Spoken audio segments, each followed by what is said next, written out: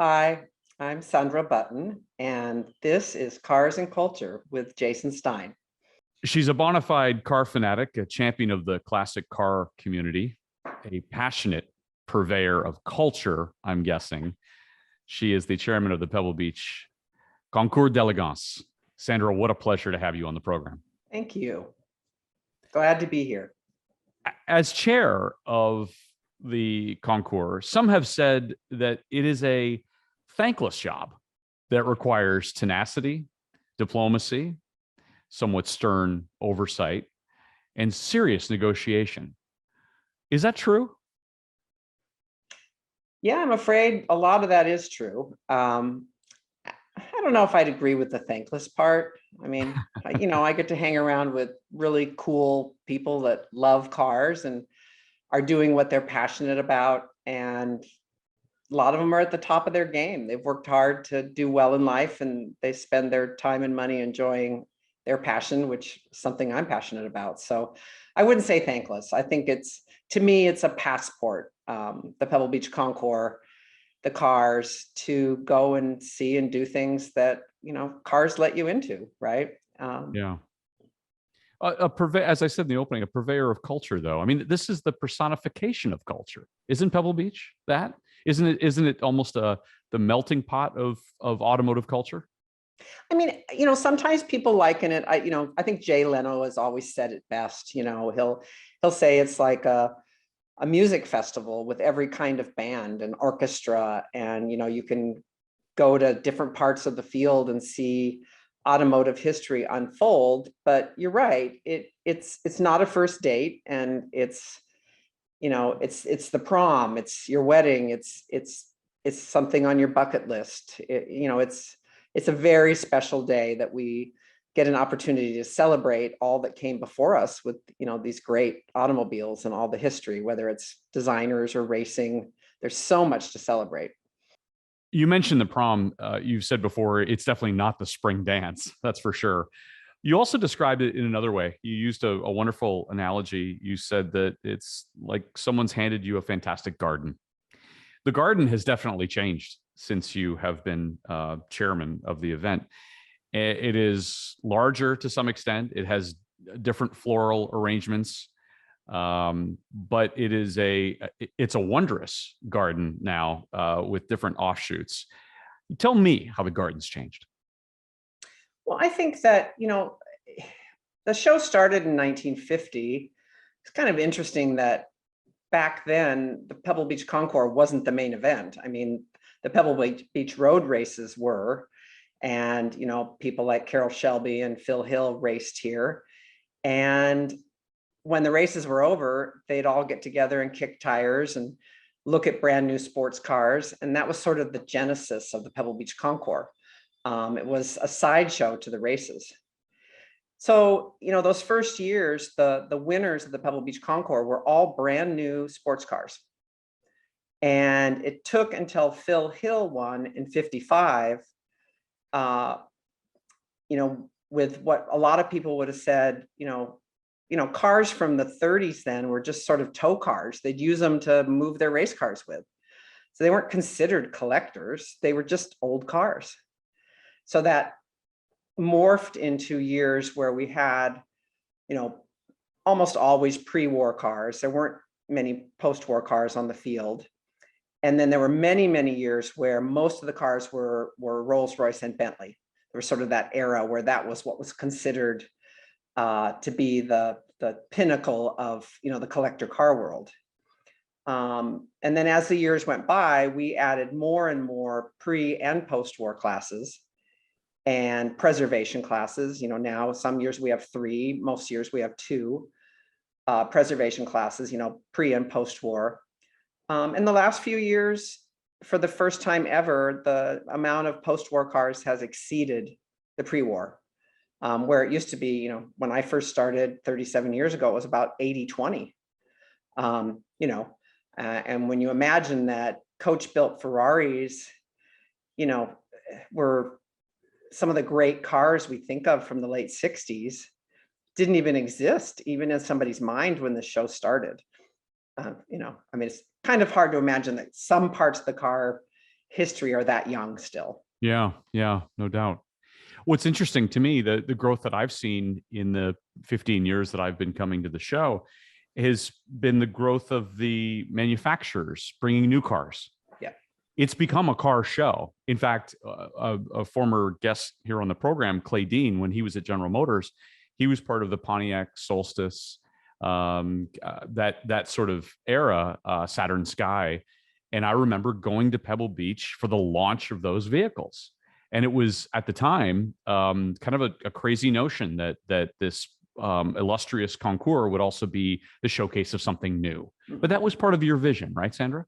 Well, I think that if you're going to celebrate automotive, everything to do with automobiles, right? Automotive design throughout the years, it's really fun to see the concept cars on our concept lawn and see how you can have a brand new concept car that still, you can see some of the old lines of Mercedes in it. You can still see the DNA, and you go down on the show field and it's like, wow, yeah, you know what? That did really look like Mercedes. It's still in there somewhere, that essence of the DNA. And the manufacturer partners that we have, they're fantastic. I mean, they bring great journalists, they bring great cars, they often bring automotive greats, race car drivers. I mean, we're just all here to just live, breathe, and talk cars all weekend. And one of the big changes that you have overseen is in the increased global reach. You have visitors from China and South America and Australia, the Middle East. That's added a really dynamic element to the event. And I'm guessing that was also on purpose. Well, arguably, the Pebble Beach Concours is the world's best celebration of the automobile. And you can't do that without being international. And what's fantastic about cars is that it's like having a universal language. You never run out of things to talk about.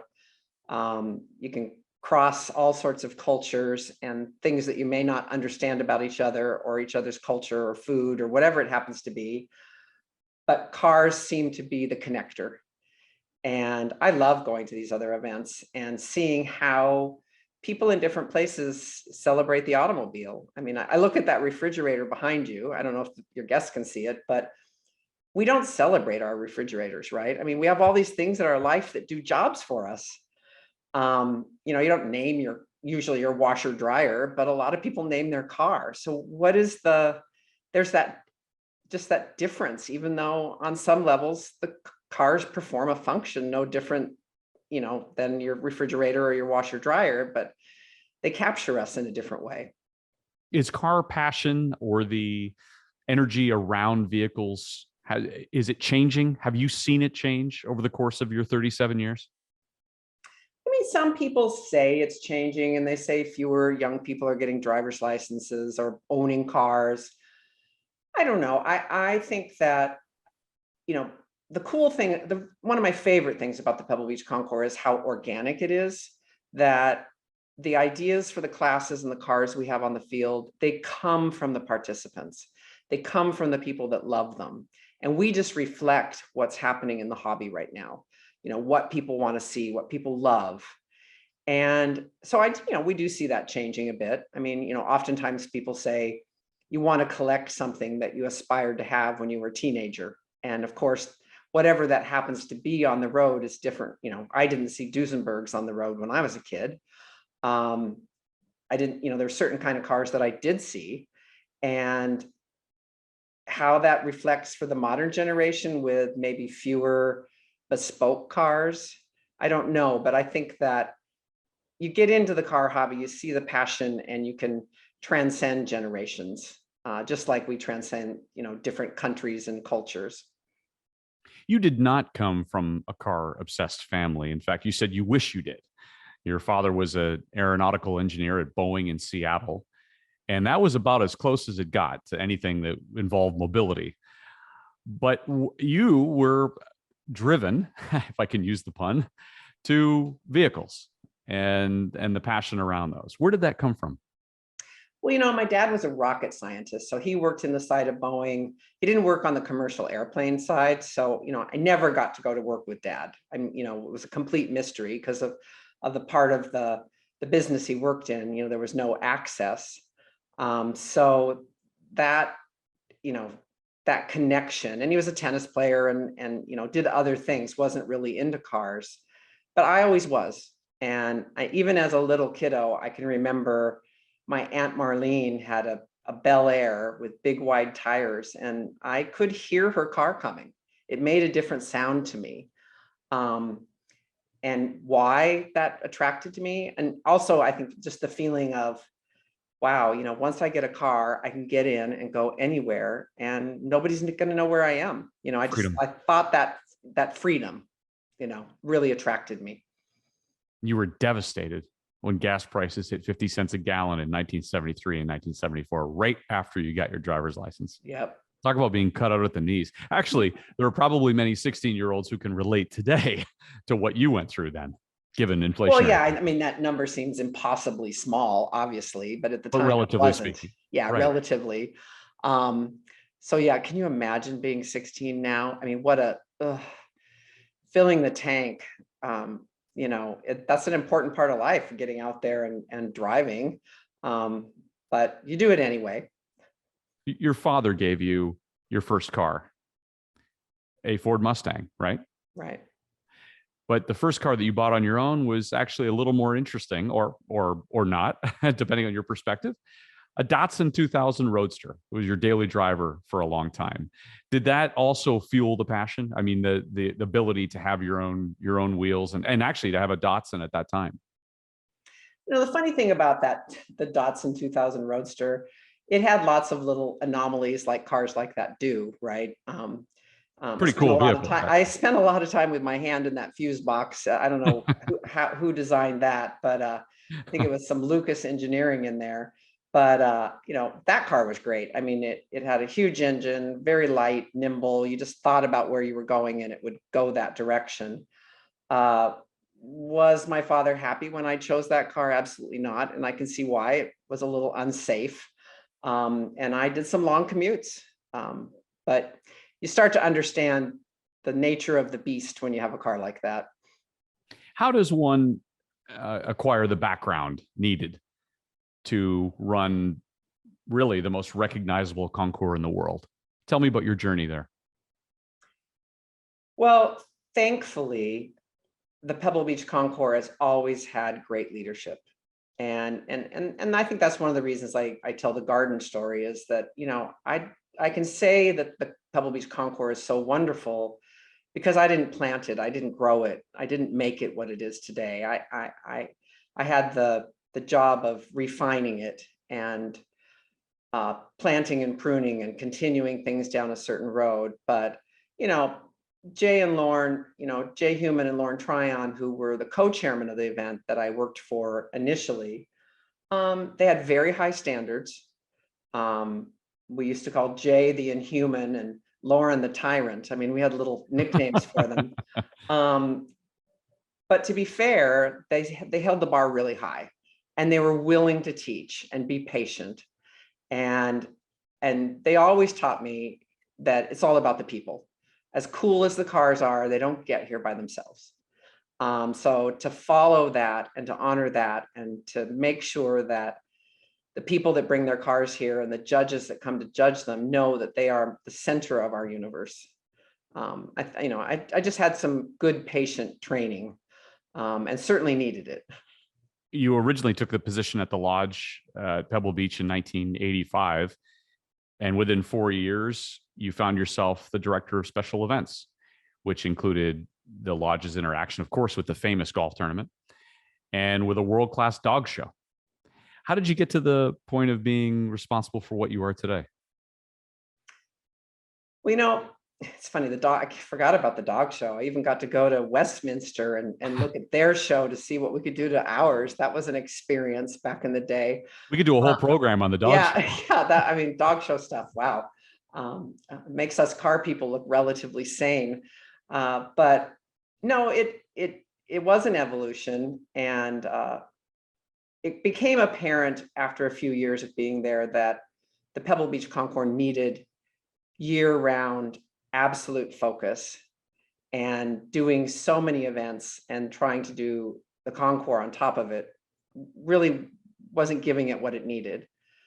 So I did what was probably risky and stupid at the time, but I didn't realize it, and explained to the president of the company how he could take my department apart and where everybody could go, and that I would just keep the Concours and do that full time. And it did work out.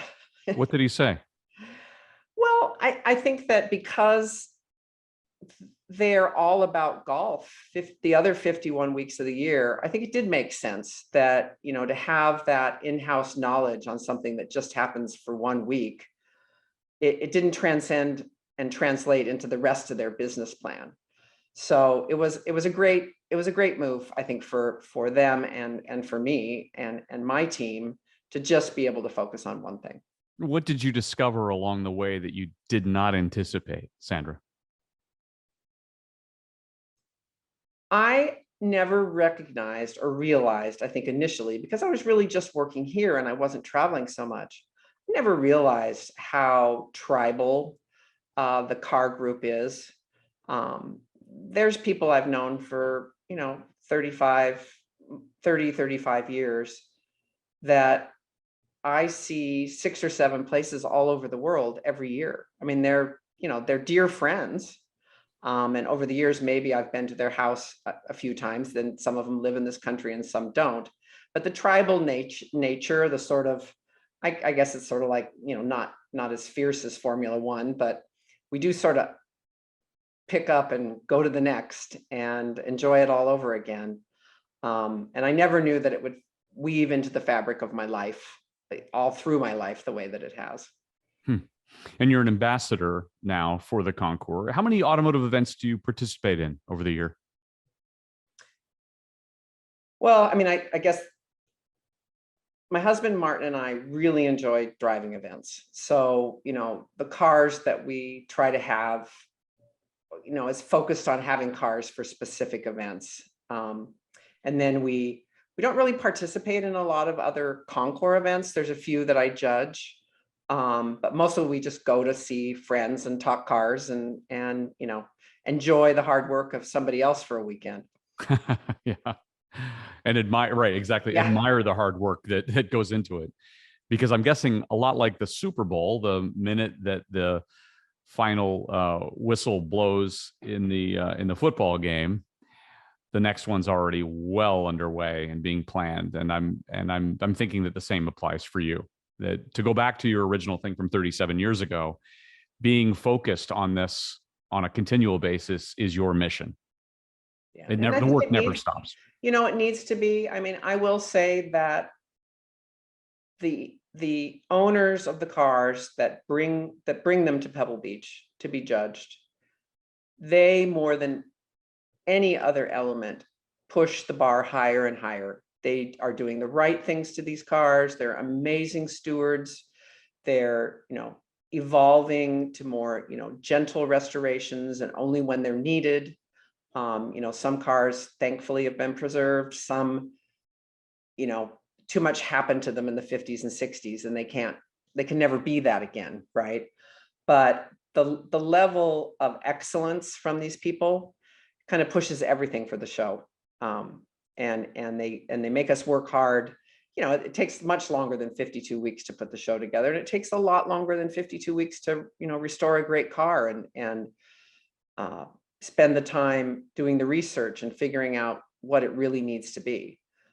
So I hope we go hand in hand and keep our excellence at the same level as these entrants. Can you talk a little bit about the organizational structure of what you oversee? Well, thankfully, and it's always been this way, our show is probably 80 to 90% of the really important things that get done are all done by volunteers. And they're amazing. Our chief judge, Chris Bach, the amount of hours and knowledge and patience and great listening that he puts into the show. I don't know, you couldn't hire somebody to do that. So, we have a structure where, we have an we have a selection committee. because really the first part of judging is picking the right cars to be together. And those 12 people spend a lot of time researching all the cars that come in. And the selection process starts in November when we put the classes together, and ends, in the spring, getting all the cars that are for the field. So as you lead up to a weekend like this, all of the work has been done. I'm guessing you kind of hold your breath and think, well, okay, let's get through this, and it will all work out the way that it always does. Correct? Well, I think you're right that I always say by this time, the train has definitely left the station. Yeah. I mean, it's going, there's no stopping it. The work isn't all done because, what we do is very personal and involves a lot of details, and people that can be anywhere in the world, any weekend, choose to be with us. So we just want to make sure that it's that special. And that takes a lot of time and effort. So we're in the midst of that. Can you explain for the listeners how it is that you choose which categories of cars appear on the lawn? How many you have each year, and maybe the unique criterion for not having been displayed before? Doesn't that make the vetting process even more difficult? Yeah, well, you've touched on a couple of things. I mean, Jason, I think the first thing is that we don't have cars back in general unless it's been at least 10 years since they've been on the field. So we don't want to show the same cars over and over again, and to give more people an opportunity to show their car. There's a few exceptions to that. This year we have a class celebrating the 100 years of Le Mans. So there might be cars in that class that may have been here 8 years ago, but we make exceptions for that to, put a great class of cars together that really celebrate Le Mans. And, we'll have 24 fantastic examples to kind of showcase everything that's special about Le Mans, the history, what it's done for automobiles. But that's one example of a class that we would have. And we normally have about 24 to 28 classes on the field. And we like to celebrate the entire history of the automobile. So of course we have the early cars, antique cars, all the way up to in the Le Mans class this year, we have, some cars that were just created in the last year. And then there's normal classes like Duesenberg, American Classics, Ferrari, competition, pre and post-war sports that happen every year. And then as we have anniversaries, we celebrate those. And then also people come to us and say, let's celebrate the Talbot Lago Grand Sports. I know of this many cars, 3 are in restoration. I think we'll be ready in 3 years. Could we put that on the calendar? So that, they come from different places. When Jim Fastnack wanted to do Ruxton, he came 4 or 5 years ahead of time and said, I want to do this. I know a bunch of owners. Many of them only own one car and they do their own restoration. So I want to give them enough years to get their cars ready. But that's the sort of the organic part of it, where the ideas come from inside the hobby. So it's a combination of classes that appear every year and then special ones that come and go. Is it important to appeal to a younger showgoer audience? Oh, absolutely. I mean, I always say to people when they say, gosh, how is it being a woman in this car, this man's world of cars? And I'll say, I personally don't think passion has a gender. And I also don't think passion has a generation. So, there's so much to celebrate, and every year it amazes me. I'll go back to somebody's collection that I know well, and a car from a different era will catch my eye. And I'm like, wow, was that here last time? And, the owner will say, yeah. I'll go, it just didn't hit me, that time. And, maybe it's a generational thing. Maybe as I get older, different things hit me, but there's room in this hobby for every generation. And I hope we provide enough to get the appeal of up and coming drivers and new collectors, because there's so much fun to be had. This is a cool thing to do. How do you appeal to a younger generation? I think that cars come alive when you have some access to them, right? I think if things are too expensive or inaccessible, or you don't have a way to be part of the gang, be part of the fun. We have judges that are absolute amazing mark experts that don't have the financial ability to own the kind of car that they're really an expert. However, they may have the most amazing library. They've spent thousands of hours researching the car. And so that's their way of participating. So, there's a lot of ways to do it beyond actual ownership of a car. To me, that's the best thing, but it's not the only way. So yeah, for younger people, I just want to have them, get a toe in the water and start to enjoy some aspect of the hobby. Yeah, for sure. I want to go back to something that you just said a moment ago, Sandra. You said that passion doesn't have a gender. Most probably wouldn't know that there's actually a fairly long history at Pebble Beach of having female leadership. And in fact, we go back to Gwen Graham, right? The wife of the famed Monterey photographer, Julian P. Graham, who was a part of the Concours. And there have been many others. You've said before, being a woman in this business, your strength is that you feel a lot of passion and purpose, and you're fiercely persistent. Right? The 3 Ps, yes. The 3 Ps. Yeah, tell me about that. Well, and you said persistence, by the way, is an ability to not take things personally. There's a 4th P. Yeah. I had a bit of an argument with somebody in the last few days, and I can be too persistent sometimes, about wanting a car here or, but so I guess there's that, some people might call it persistence. Some people might say I'm stubborn, but, when there's that moment and you're a steward of a car, and you have, maybe the car's far away or it's in a museum.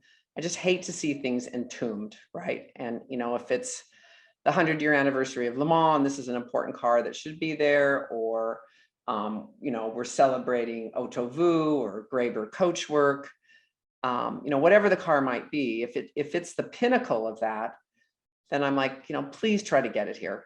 And because as the steward of the car, and the lucky enough to be in charge of it or own it, I think it's your job to make sure that it's shared and because that's how things are remembered. And that's how you get younger people involved, is when they get to see and touch and be involved in something, and not have it hidden away.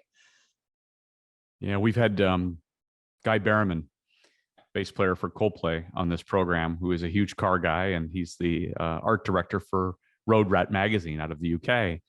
Enormous collection of vintage stuff. And he says, look, everybody, this is accessible to everybody. I want to drive these things. I want people to see it. And we've had other guests on the program say the same thing. And it kind of goes back to what you said earlier. The way that we're going to get a younger generation more involved is by giving them access, Yep. not necessarily locking the doors. But one thing that you have said in the past is that you're seeing more interest in the Concours in many ways from younger women than you've seen in a long time. You elaborate on that? Well, I don't know. I would just say that I see more younger women getting involved judging. I'm hoping that some of those barriers have been broken down, because, like I said before, passion doesn't have a gender, and the ability to be passionate and learn about a car and understand what's right about it or wrong, or, follow the design lines, is just as accessible, to a woman as to a man. And I think we all add something to the playbook. So I'm glad to see that. I'm not sure what's made that change, but it's sure great to see. And I love finally not to be the only woman in the judges meeting, right? It's nice to see some other faces. You mentioned your husband as well, Martin Button, and the two of you have participated in many races around the world, rallies around the world. You've done Mille Miglia and all kinds of other things, and you have a large collection. Tell me about the car collection that the two of you share. Well, there's a lot of things that I wish were in it, right? Back Don't in we the all? day, an 8C Alpha was just a little bit out of our reach if we got rid of some other things. Well, now it's, rocketed far, far away. But, I mean, we have a few cars. We have a Jaguar SS100 that, we keep in the UK, and we do automotive events there with it. We have a Vauxhall that we like to do, kind of brass era tours. Um, a 300 SL Roadster, gosh, a car that does everything you asked of it, in all sorts of different events. And we recently enjoyed the California Mille, and prior to that, a 300 SL Roadster tour. And we in a few short months we put 5,000 miles on that car. Mm. And what a piece of engineering. So we're all, we've had London to Brighton cars. We had this, this thing called a Lenawee that was actually from a It's a manufacturer that made water pumps. Yeah, church manufacturing company, right? Yep, yep. And one cylinder, we called it Thumper. I mean, that thing. And I love the London to Brighton. We did it about a dozen times. And then one year we had sold the car to a great guy, and he just said, well, just come to the start and show me how to make sure I get off and, know how to drive it. And we stood there and watched automotive history drive by, from the earliest cars all the way to the 1904 cars. And I thought, this is actually pretty fun to enjoy London to Brighton, not in a car, and get to visit with people and see them starting their cars and doing things. So, like I say, you can enjoy a lot of the stuff even when you don't have a car. So that's sort of our collection. We have a C4 Ferrari that is great for stuff like the Copper State, when they just tell you to go faster and faster. Do you still have the 1904 Oldsmobile? No, that had to go when we got our 3, 4.5 Bentley. Okay. So, something, the car drawer, sometimes things have to go to put something new in it, right? Yeah. There's another point of pride for you personally, and I know that it's the Concours philanthropic endeavors. And when it started in the 1950s, the funds were raised for local charities by selling programs, amazingly, for $1 each. And in recent years, you are generating millions of dollars in charitable donations. Most of that stays within the Monterey community. What are your goals in the philanthropic efforts? Well, you've been to the Pebble Beach Concours, and you've been to the Monterey Peninsula. I mean, it's a smaller coastal community, and of course, we're sort of hemmed in by the beautiful Monterey Bay. The impact of all these wonderful car crazy people coming is huge, and for some people, it's negative, right? Obviously, it's a source of tourism revenue and all sorts of great things, but it can be, a pain if you're trying to pick your kiddo up from school and you can't get there and you can't get home. And we recognize that. And so I think it's important that there's a lot of need in this county, and we raise almost some years more than $2 million a year, and we make sure that it all stays here. We work closely with the county government and with some amazing charities that serve all different parts of our community. And Martin and I like to go and sort of torture the charities and ask them what they do with the money. Show us what you're doing.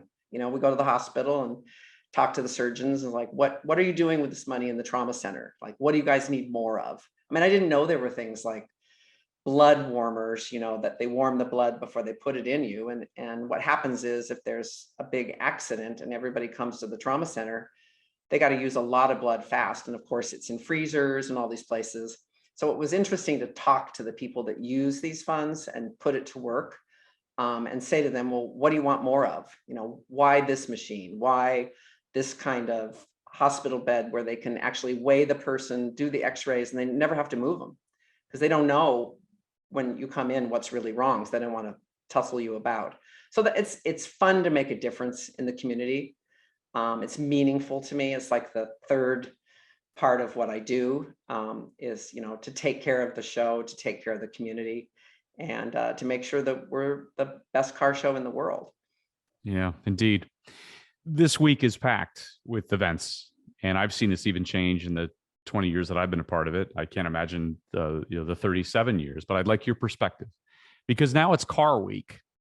It could even be car 10 days if you want. It keeps getting sort of stretched and stretched and stretched. And I remember a time when there was not exotics on Broadway. And I remember a time when maybe the auction houses weren't as full as they are now. The talk of record auctions this week. Give me your view on the expansion of Car Week in the Monterey Peninsula. Well, don't you think that that's sort of part and parcel of being inclusive? I mean, Sure. I know it's complicated, and I think that when you're here this week, the worst thing to do is try to do everything, because it's not possible, and it just wouldn't be fun, right? So getting out there and kind of picking and choosing what you're going to do. Personally, I like things to do with the automotive lifestyle and automotive art. So I try to take in some of that. I like to see the cars in motion, whether it's at the track or watching the Pebble Beach tour go by. The auctions are fascinating, and bring just amazing cars and people. So I think there's a place for all of it. And, some things get done well and they last, and some things maybe don't have the appeal, and they don't last, and that's okay. It comes and goes. But, personally, I like it. It's like a big festival for a whole week of celebrating the passion that we all have for cars. And it's a bit of an anomaly. I've watched traditional automotive shows wither, for lack of a better term. The beloved Geneva Auto Show has not appeared since February or March of 2019. There's no sign of that coming back anytime soon. The North American International Auto Show has gone through various iterations, and in September, we'll try one for the first time in 3 years, if not longer. What's your view on car shows in general? And why does the passion of what you just described stand apart from all of that? Well, I think the traditional model of, when I first started going to Geneva, I mean, they gave you practically this suitcase that you rolled along behind you, and you had to pick up all these press releases, and it was long before anything was on a thumb drive, or, you were given physical photographs. So to be fair, some of that has just evolved out with technology. I truly believe that car buying decisions are, made by a couple together. And that's a big advantage of something like the Pebble Beach Concours. Couples come to these events, and a lot of times people like to buy things when they're relaxed and they're having fun. You see people buy jewelry or art when they're in Maui, and they kind of remember, oh, we got that when we were there. I think people make some buying decisions on cars when they're here. And if you're seeing a $10 million car go through the Gooding auction, and you walk down and take a look at a brand new Lexus, you're like, wow, that's not very much money, and that's a great car. And seeing it in situ outdoors, where we really use the cars, is kind of different than in a convention hall, right? Mm-hmm. So the scale and everything about them, and the ability to touch and feel them, I think is different. And it's a great time to make those kind of decisions. Let's talk logistics just to round things out. And the logistics of putting on an event like this. And of course, the showcase is the famous 18th fairway at Pebble Beach. That must draw the ire of the groundskeeper. Yeah, I'm not quite sure we're the most popular with golf.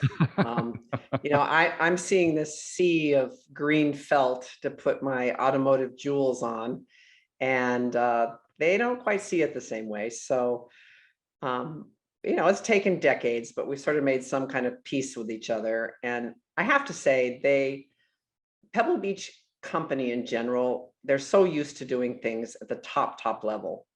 And even though we're sort of sometimes the redheaded stepchild, outside of their boundaries, they do appreciate the level of passion and the perfection of these cars.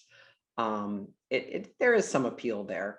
but yeah, there's a lot of logistics going on, and you know, they spend, when they have the US Open or the AT&T Pebble Beach Pro-Am, they set up those bleachers 2 months in advance. And I'm like, but wait, why do we have such a short window? And they're like, well, a golfer doesn't get so excited about, you know, the McLaren tent because they don't think Tiger Woods is going to come out of it, right? You know, so it's a different thing, but they've come to understand us and really enjoy. And a lot of them say it's their favorite weekend of the year. Yeah, indeed. Tiger would come out of the Genesis tent if he was going to come out of one, but that's me saying that. How does this event, how will it change? If we talk in a few years' time, what would you like to accomplish over the course of the next few years? Well, you're right. You know, Jason, when you do something for 37 years, and I hope to, you know, do it right for a few more years and at least do 40, it kind of becomes a legacy in your life. So you sort of wonder, you know, what do you leave behind? I love the fact that we've raised, you know, over $32 million for charity, and most of that has been, you know, under my time here. When you look at the age of a lot of collectors, there's a reality that there's going to be some kind of dynamic shift. I was reading the Key magazine last night, that, you know, has an article every year about the 100 top collectors, and I was sort of doing the math on how many of them were over 75, right? So I think you're going to see a dynamic shift, and I hope that a lot of these cars and these mega collections, maybe some of that'll change, and cars will get into maybe more hands and more enthusiasts. Younger, of course, they're going to be younger. That's just the way of the world, you know, as we all get older, and, you know, whoever does my job next is going to have a completely different perspective. Their world, you know, their world growing up as a younger person is going to be different than mine. And I think that's great. You know, I'm sure there'll be moments where I'm like, whoa, what are they doing? But it's going to be their seat and their time to take this event forward. And, you know, a lot of the things that we all had to do during COVID, online and digitally, I think changed a lot of processes. And, you know, I had older collectors who were like, you know, don't email me that, or I don't know what to do with that. I can't fill out a form online. They all know that now. You know, it was kind of a gift of that, you know, that bump in the road. And so some of that technology is going to change and change what we do. And, you know, car companies are becoming increasingly more technology companies. How that's going to impact how we enjoy cars in the future will impact what's on the Pebble Beach show field, because we are and continue to be organic. So that's going to, things are going to drive in a different direction, and I'm not sure where, but I know it's going to be good, because I think we continue to honor what happened in the past, and we should do, because there's not a lot of new ideas. I mean, we have a class this year called Unorthodox Propulsion, and you will see cars and ideas that you think should be 10 years old, and they're 100 years old. Wow. Yeah. Yeah. When the confetti goes, the flowers are given away, the ribbons are awarded, and Sunday night comes. You take a breath. Do you take a final sigh? Do you have a final sigh and find a glass of champagne somewhere and say, well, we did it again? Oh, yeah. I mean, you know, there's a mixture of almost like being a little kid that, you know, Christmas is over. And then there's sort of that exhale of, wow, you know, we did it well. You know, I'd love the mystery of who's going to win is, you know, I said to my husband this morning, wow, this is really going to be a horse race. You know, I said, do you have 5 favorites? Because I'm still at about 15. So I'm fascinated by that process, how it unfolds. And yeah, you know, I've got great friends at Farniente and great friends at Dow, and I'll just decide which one of them is going to be my first glass of Cabernet, because I'm not really, you know, I love a little red wine and wind down. So, and it's nice to have so many great lifestyle partners here too, you know, and great partners for champagne too. But it'll be that time. Sandra Button, you have earned it. We wish you the best of luck. Congratulations on yet another Pebble Beach Concours d'Elegance. And we look forward to seeing you on the field. Well, thank you, Jason. I've enjoyed Cars and Culture, and I look forward to seeing you as this weekend unfolds. Wonderful. Thank you. The automobile is one of the most important inventions that revolutionized the modern world. In America, the rich history of car culture runs deep as technology continues to shape the future of the industry. Jason Stein, former publisher of Automotive News, is here to share the stories of people passionate about cars, from industry leaders and innovators to car-obsessed celebrities. Buckle up as Jason takes you inside the boardroom, onto the track, and around the bend on Cars and Culture on SiriusXM Business Radio.